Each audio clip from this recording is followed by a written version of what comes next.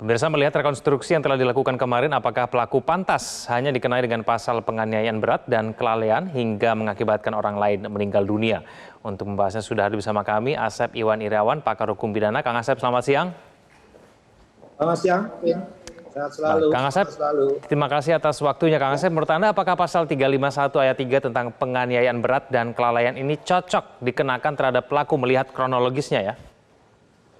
Ya, yang pertama bahwa ditersangkakan orang itu dikenakan pasal apapun itu adalah kewenangan penyidik. Artinya ketika penyelidikan telah menemukan tindak pidana, tindak pidananya ada pasal itu. Tapi kan pasal itu akan diuji nanti ketika diserahkan ke JPU ke-19 atau diuji di pengadilan. Bisa sama, bisa beda, malah bisa bebas. Nah, tapi ketika perkembangan terakhir kita ikutin sekarang, yang menarik adalah ketika korban itu sudah tidak berdaya, dilindas sekian meter, ya itu bukan penganiayaan, ya. Nah, itu kan berarti orang dilindas mobil itu kan bukan penganiayaan, harus bedain antara penganiayaan dan pembunuhan. Kalau penganiayaan itu maksudnya untuk melukai, tapi kalau pembunuhan dengan maksud sengaja menghilangkan nyawa orang lain. Nah, pertanyaan sederhana, ketika orang itu dilindas terseret 5 meter itu dianiaya atau orang sudah tahu pasti ujungnya kan mati.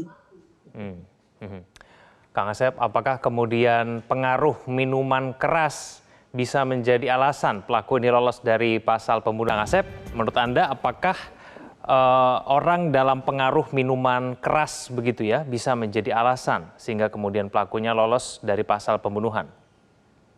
Ya, orang mabuk, orang minuman keras bukan alasan penghapus, bukan alas peringan pidana, ya. Tapi justru akan memberatkan. Udah dia membunuh, dia pakai barang terlarang, jadi malah bisa berlapis pasalnya. Oke. Nah ini kalau mau mengenakan pasal pembunuhan terhadap pelaku, unsur apa yang harus dipenuhi, Kang Asep? Ya, 338 itu barang siapa dengan sengaja menghilangkan nyawa orang lain. Jadi ketika menghilangkan orang lain itu harus sengaja. Dia mengetahui dan mengetahui, sering saya katakan kan, will and beaten. Jadi dia dengan melindas pakai mobil menyeret hampir 5 meter, berdasarkan kita media ya, karena kita nggak lihat kejadian.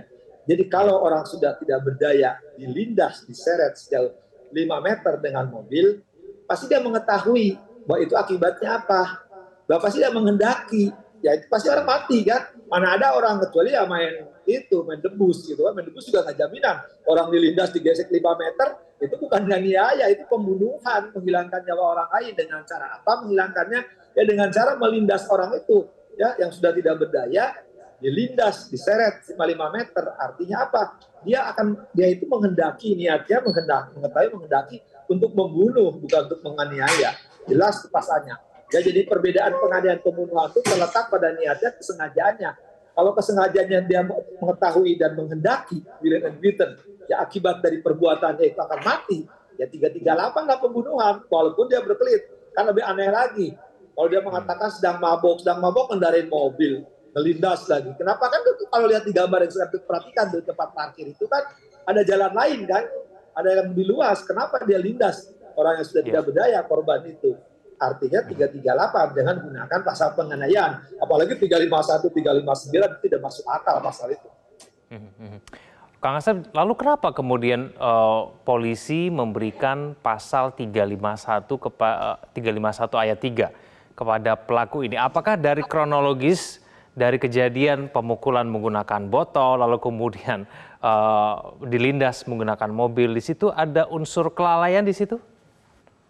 Ya, yang pertama kan saya katakan ya, kok terlalu cepat kok mengumumkan di awal penganiayaan. Padahal sekarang bukti-bukti muncul kan, harusnya ini kan dari penyelidikan ke penyidikan itu butuh proses. Ketika butuh proses sampai gelar perkara, ini kenapa meninggal gitu kan pertanyaannya. Kan sederhana, meninggalnya itu karena apa? Kan bukan dianiaya, karena dilindas itu kan harus nunggu dong sebenarnya kan otopsi dari pihak forensik kan. Ketika forensiknya mengatakan, apalagi belum mengatakan, sudah berani mengatakan penganiayaan, itu terlalu prematur ya. Jadi kalau sekarang ini maaf sekali, memang dalam praktek biasanya suka terjadi pasalnya berapa pasal. Kan pasal kalau menggunakan penganiayaan kan ringan ancamannya. Kalau pasal 338 itu kan pasalnya berat gitu kan, selama 15 tahun. Kalau itu kan ada tahunan, apalagi 351. Nah biasanya apapun sekali lagi Ya kalau memang ringan ya gunakanlah pasal yang ringan. Tapi faktanya ini bukan penganiayaan menurut saya kan. Ini pembunuhan kok, dilindas, orang dilindas kan siapa yang bisa dilindas digesek 5 meter? Ya orang pasti mati lah gitu kan. Ya kecuali ketentuan Tuhan lain ya soal takdir, soal mati.